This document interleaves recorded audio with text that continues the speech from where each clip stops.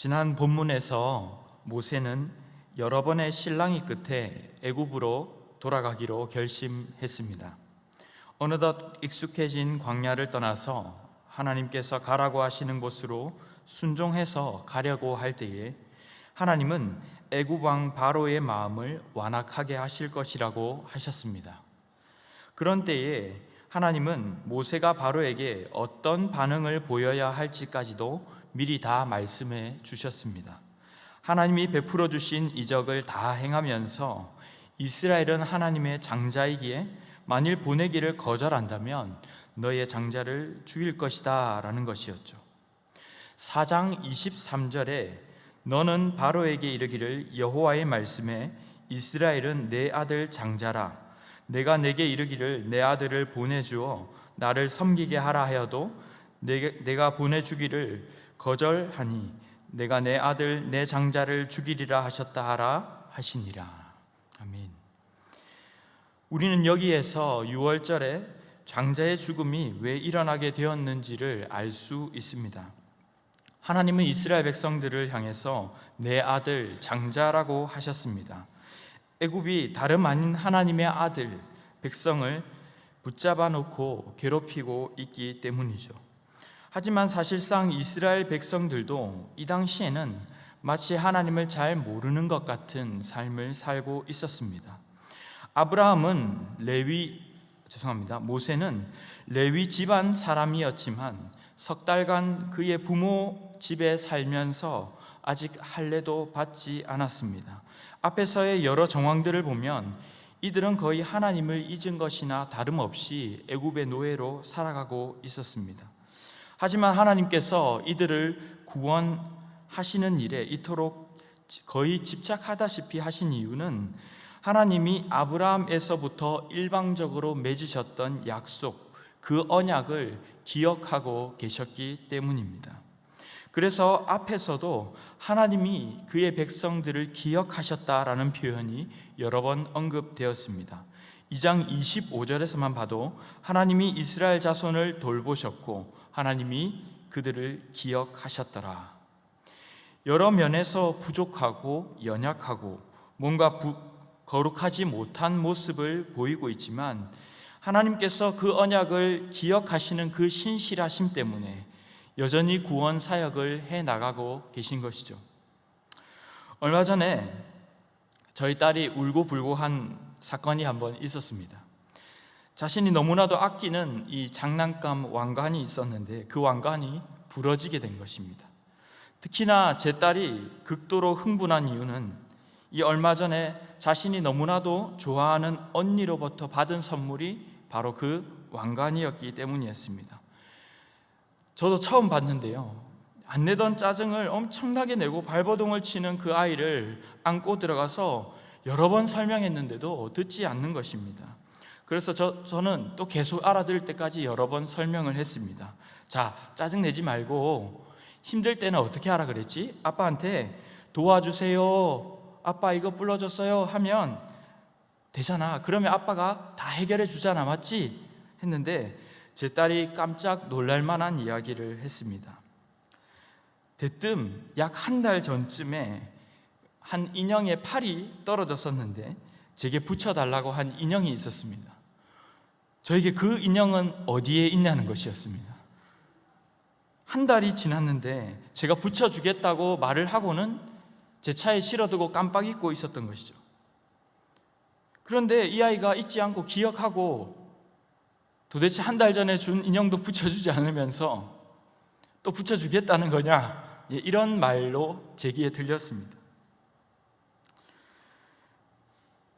저는 제가 일방적으로 한 약속이었지만 할 말이 없었습니다. 제가 어떻게 했을까요? 그 주에 떨어진 모든 장난감을 다 들고 왔습니다. 그리고 순간접착제를 꺼내가지고 열심히 붙이다가 손에 다 묻혀가며 하다가 또 기술이 부족해가지고 우리 모 집사님의 손을 빌려가며 그렇게 다 붙여서 갔습니다. 한 번 한 약속은 시간이 흘러도 또 아무리 작은 약속도 유효합니다. 무능한 저는 잊을지라도 우리 주님은 한 번 우리와 하신 약속은 결코 잊지 않으십니다. 시간이 아무리 흐르고 세월이 변하고 아무리 힘들어도 그 약속을 반드시 지키시는 분이십니다. 사실 그런 약속 굳이 하지 않으셔도 되는데 주님이 우리를 먼저 사랑하셔서 일방적으로 그 약속을 하시고는 또 그 약속을 어떻게든 지켜내시는 분이 우리 하나님이신 줄로 믿습니다. 그런데 오늘 본문 24절에서 우리가 이해하기 힘든 구절이 나옵니다.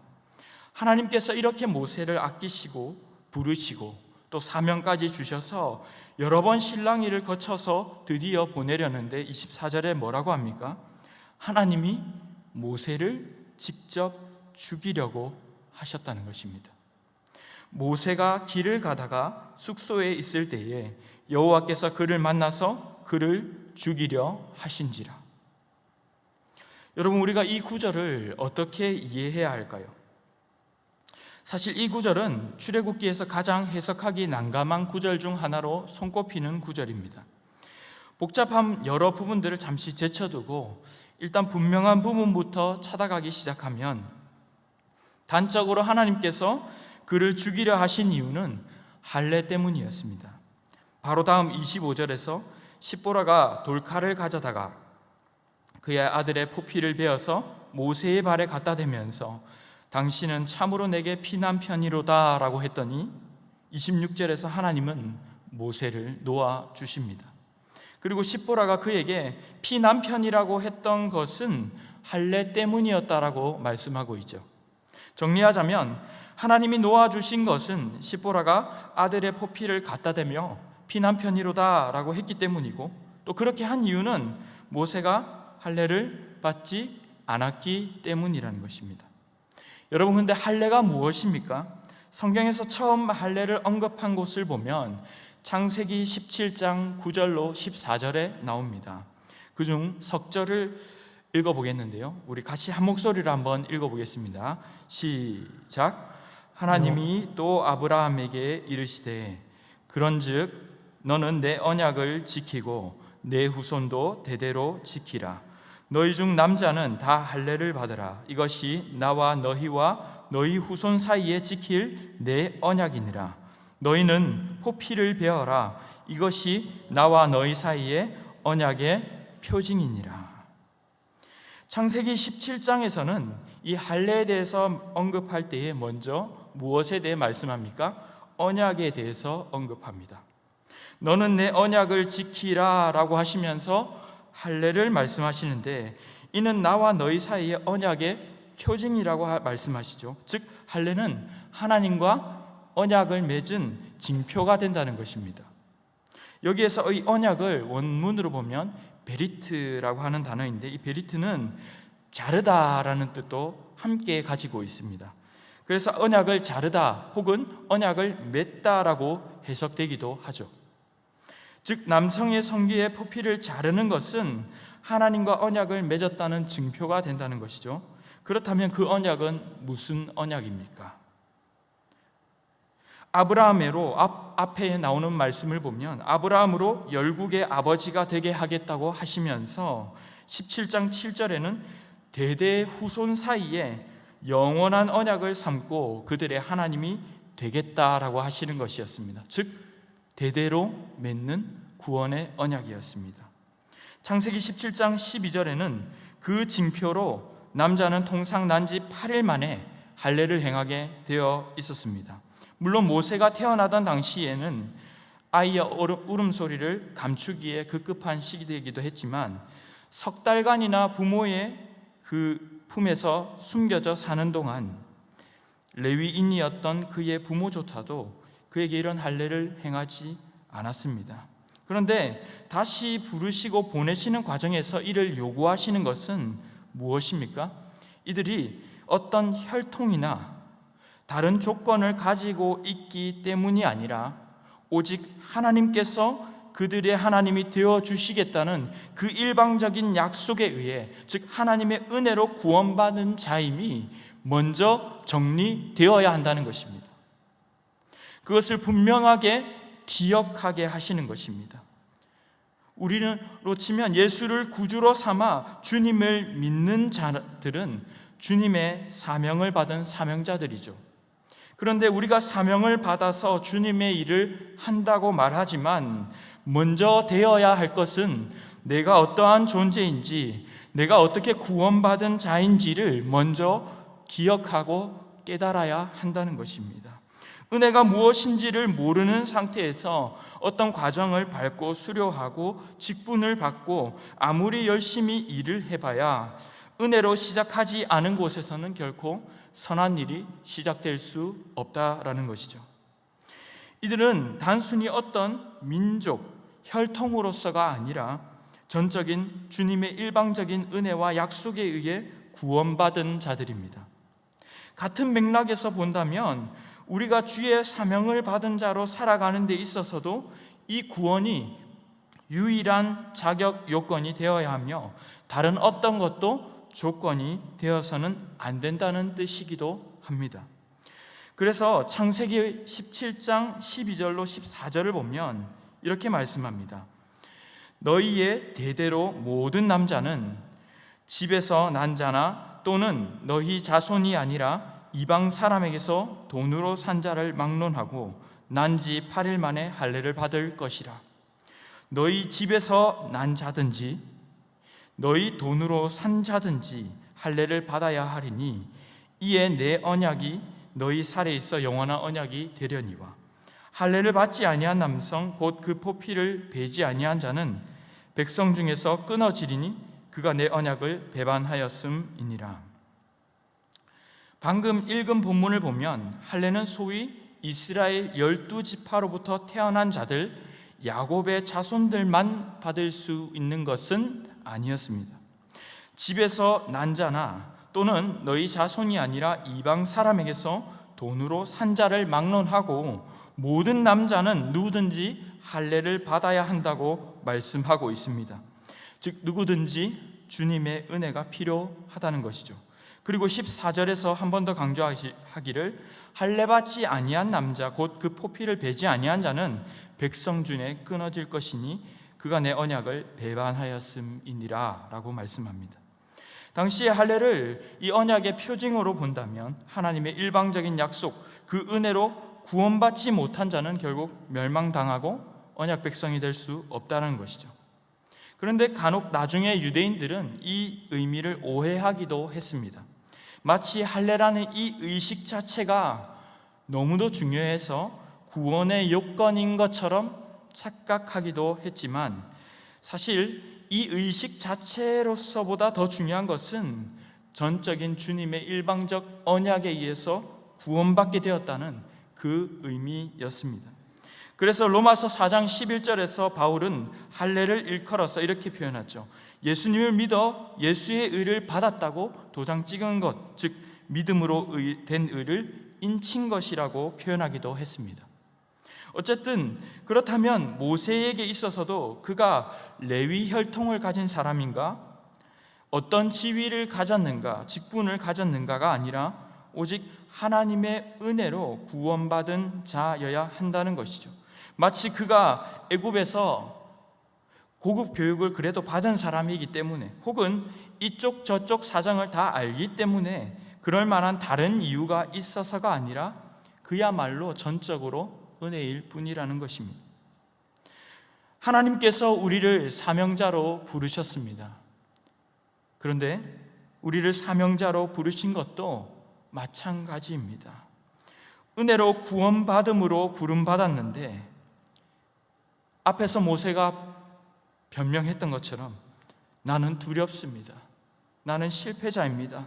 나는 말을 잘 못하고요. 난 뛰어나지 못해서 할 수가 없겠습니다. 저는 이런 부분이 어렵고요. 저런 부분이 어려워서 저는 사명을 잘 감당하지 못하겠습니다. 라는 것은 변명에 불과한 것입니다. 그저 하나님의 은혜를 입은 차라면 따라가고 순종할 뿐인 것이죠. 여러분 출애굽기 12장에 가면 유월절 사건이 나오죠. 이 유월절 사건을 자세히 보면 어떤 집은 장자의 죽음으로 인해서 초상집이 되고 통곡을 하고 어떤 집은 패스오버 유월한다고 해서 뛰어넘어서 생명을 보존하게 되는데 그 기준이 무엇입니까? 얼마만큼 가지고 있어야 됩니까? 어떤 직함을 가지고 있어야 됩니까? 어떤 백이 있어야 됩니까? 정확히는 어떤 민족이어서가 아니라 문설주와 임방에 피를 바른 집이 넘어가는 것이었습니다. 그러므로 어떤 혈통의 강조점이 아니라 하나님의 일방적인 약속과 선택 아래에서 철저히 그분의 법 아래에 순종하는 하나님의 백성들, 하나님이 말씀하시는 My People이라는 데에 강조점이 있었다는 것입니다. 이스라엘 백성들도 때로는 불순종하고 하나님의 진노하심으로 치시기도 하고 죽임당하기도 합니다.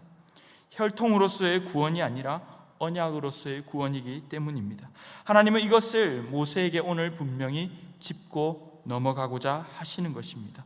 어쩌면 이 부분만 없다면 참 모세의 사역 여정이 더 깔끔하게 쓰여졌을 것 같은데 왜 난해하게 모세를 죽이려는 부분을 써 놓으셨는가 싶지만 사실 여기에는 출애굽기의 주인공이 모세가 아닌 하나님이심을 말씀하고 있습니다.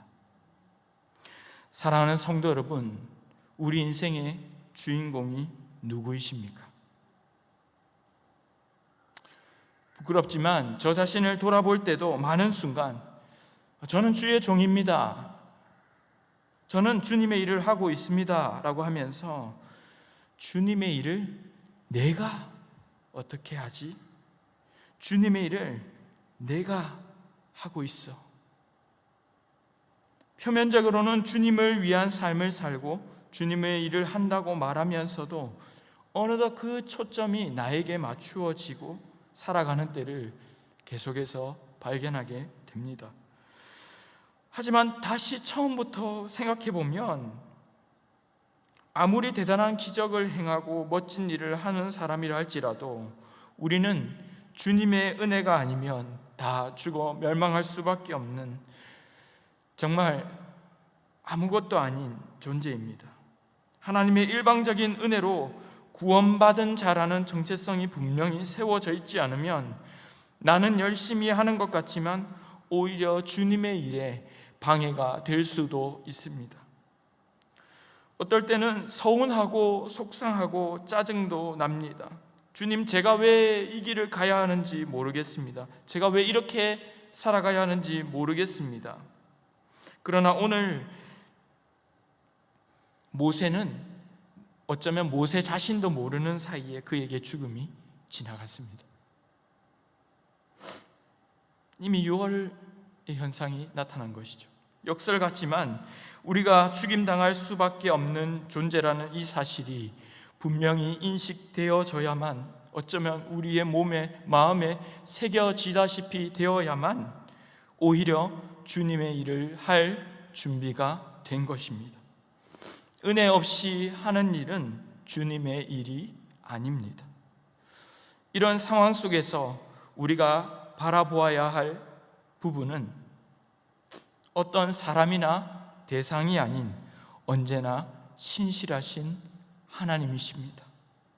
하나님은 지금 수백 년 전에 아브라함에게 하셨던 약속을, 없다 쳐도 아무도 모를 것 같은 그 약속을 오늘 아브라함이 죽고도 한참이 지난 때에도 여전히 신실하게 지키고 계십니다. 우리는 이런 주님을 신뢰해야 합니다. 때로는 잘 이해되지 않는 순간에도 마찬가지입니다. 성경에서 우리는 이런 신실하신 하나님을 계속해서 발견하게 되죠.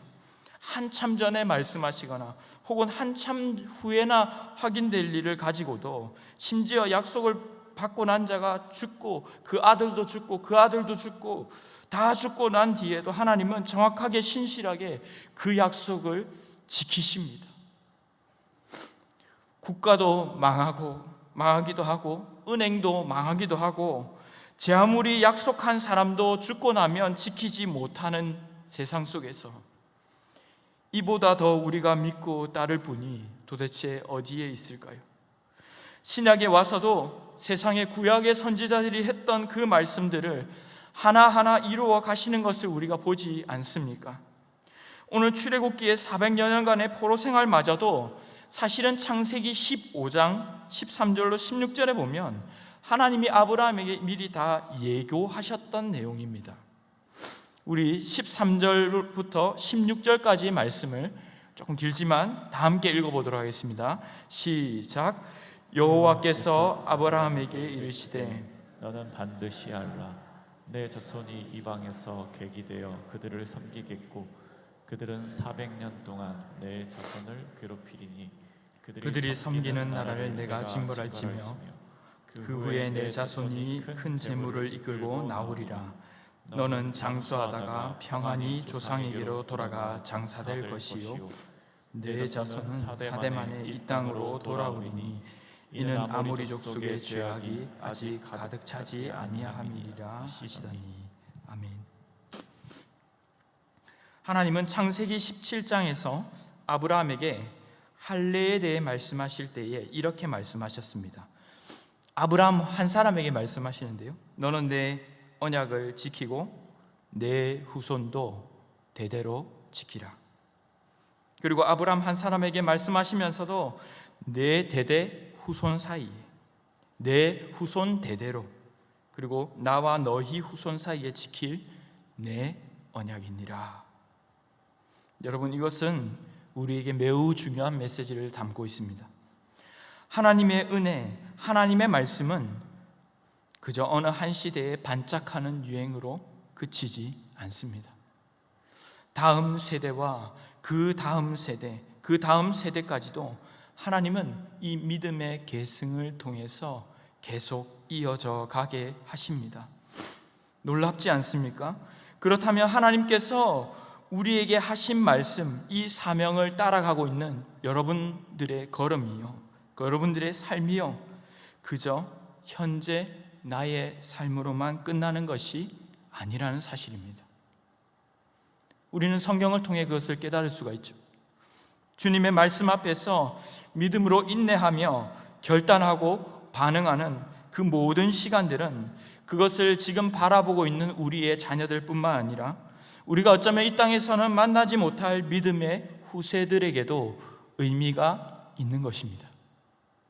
그러므로 우리는 우리에게 주신 구원과 사명을 결코 가볍게 생각해서는 안 됩니다. 오늘 포피를 베었던 아들을 성경학자는 엘리에셀로 추정하기도 하지만 정확히 누구인지는 나와 있지 않습니다. 또 왜 모세가 아닌 아들의 포피를 베었는가 하는 질문에 대한 의견이 분분하기도 합니다. 하지만 분명한 것은 그의 아들들이 그 언약의 의미를 다시금 기억했을 것입니다. 어머니의 갑작스러운 행동이 무척이나 당황스러웠겠지만 할례의 의미를 다시 한번 기억하며 하나님과의 언약을 다시금 기억하고 생각했을 것입니다.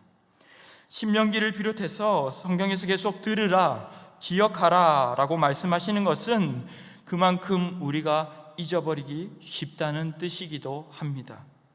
시대의 변화, 상황의 변화, 각 사람의 변화에 따라서 달리 생각하고 또 고민해 나가야 할 것들이 여러 가지가 있겠지만 하나님이 어떠한 분이신지, 도대체 우리는 어떠한 존재인지, 하나님의 은혜가 무엇인지, 그의 언약과 그의 신실하심이 어떠한지, 일방적인 한없는 그 은혜는 우리가 절대로 잊거나 놓치지 않고 붙잡고 전해야 하는 부분이라는 것입니다.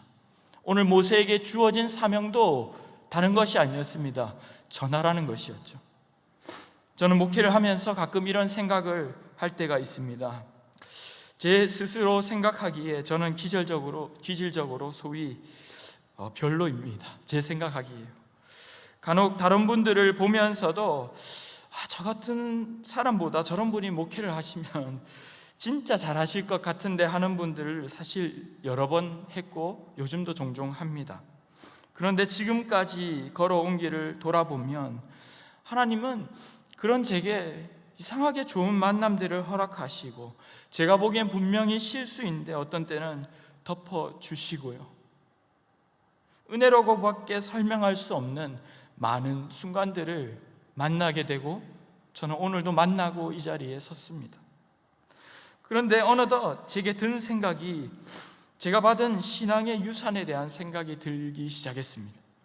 늘 다음 세대에 대해서 얘기하면서 우리에게 신앙의 유산을 우리가 어떻게 물려줄까요? 잘 물려줘야죠 라고 했지만, 사실 저 또한 믿음의 유산을 물려받은 한 사람이기도 한 것이죠. 짧게는 저희 부모님의 기도와 또 저를 기르며 양육했던 많은 분들로부터요, 그리고 믿음으로 인내하며 견디며 눈물로 걸어왔던, 어쩌면 복음 한마디 외쳐보기도 전에 목베임을 당해서 대동강변에서 참변을 당했던 그 선교사님, 그들의 신앙의 여정으로부터, 또 멀게는 모세와 아브라함도 포함이 되겠죠. 어쩌면 다 저를 보지 못하고 이 세상을 떠나셨겠지만 그 유산을 받았기에 우리 또한 이 자리에 서 있는 것이 아닐까 하는 것이었습니다. 그렇다면 우리가 가야 할 길은 무엇이겠습니까?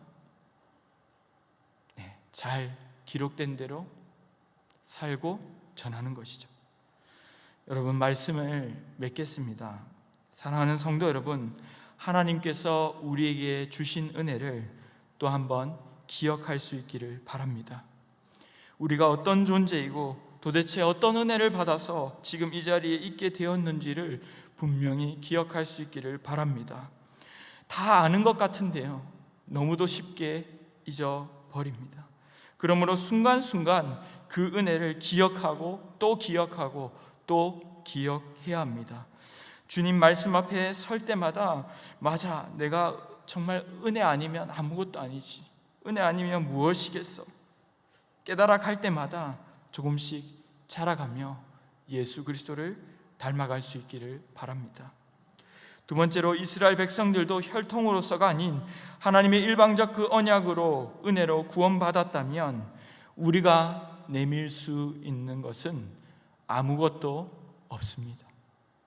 우리의 기질, 우리의 육체, 우리의 시간이나 나이, 신앙, 연륜, 경험, 직분, 나쁜 것이 아니지만 오히려 이런 것들마저 주님의 뜻과 구원의 뜻 아래에서는 내려놓고 순복해야 할 줄로 믿습니다. 마지막으로, 성경을 통해서 우리의 신앙의 여정이 어디쯤 서 있는가를 우리는 깨닫고 생각하며 살아가야 합니다. 그저 눈앞, 현재 앞만 바라보고 살아가는 근시안적인 태도를 버려야 합니다. 우리에게 남은 날을 우리가 모르기 때문에 하루하루 최선을 다하며 살아가야 하는 것은 분명 맞지만, 그러면서도 완성될 하나님 나라를 바라보며 나는 어떤 믿음의 유산을 받고 어떤 믿음의 유산을 물려줄 것인가 고민하며 살아가야 합니다. 오늘 하나님께서 현재 우리에게 어떤 시련을 허락하셨습니까? 우리는 그 시련 앞에서 어떻게 반응해야 할까요?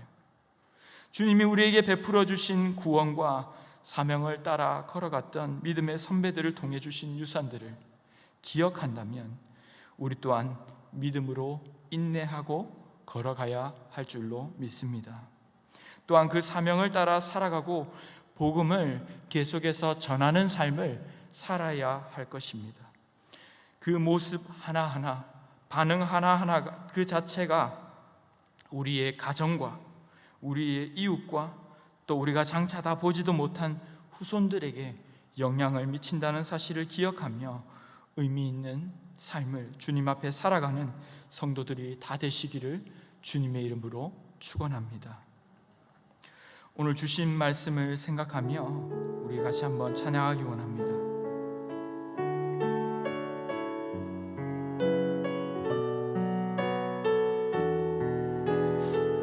내게 허락하신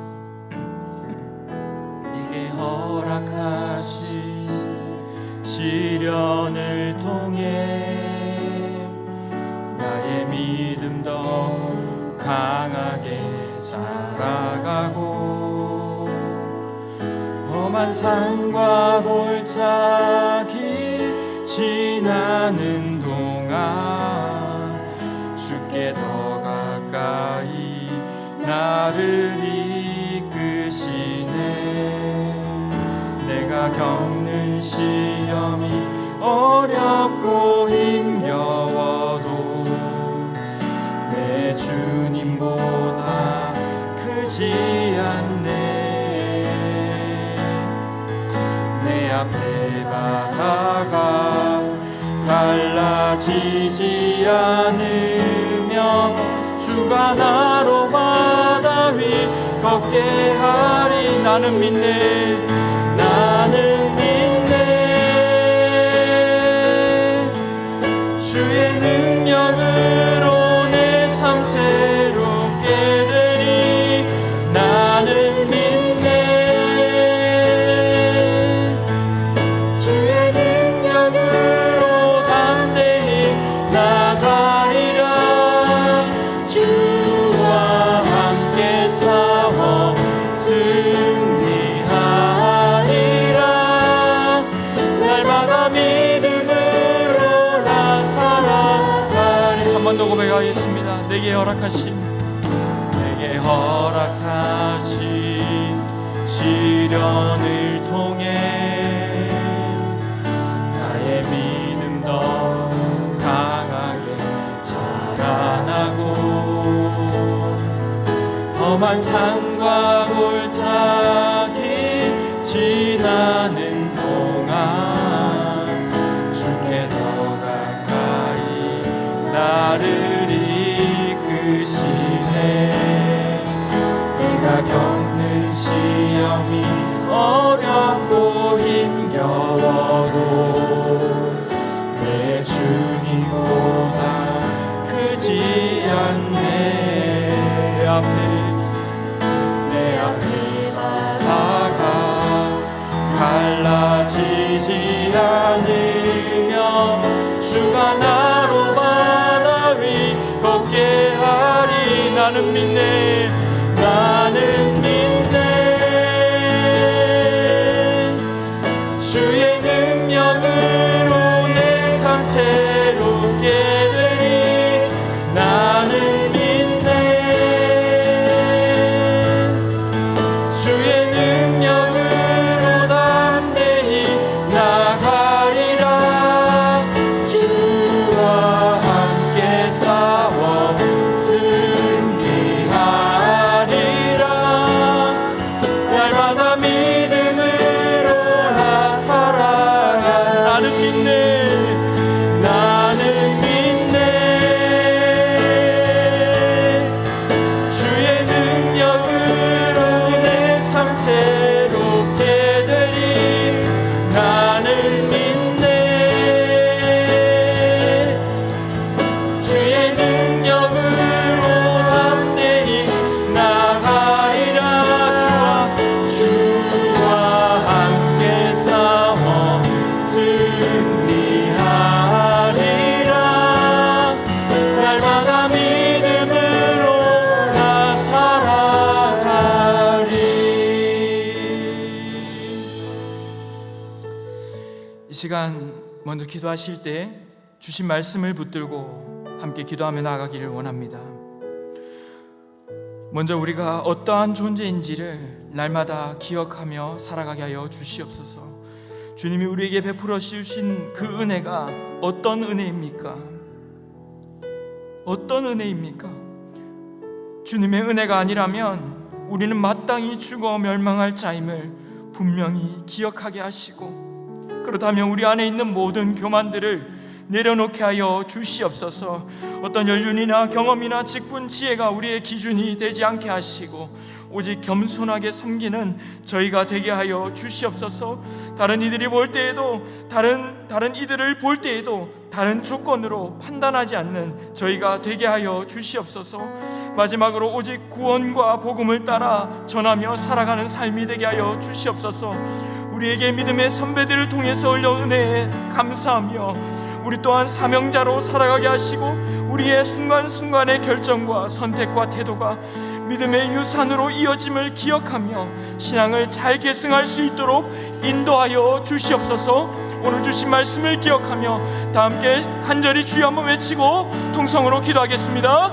주여, 아버지, 주님, 아버지.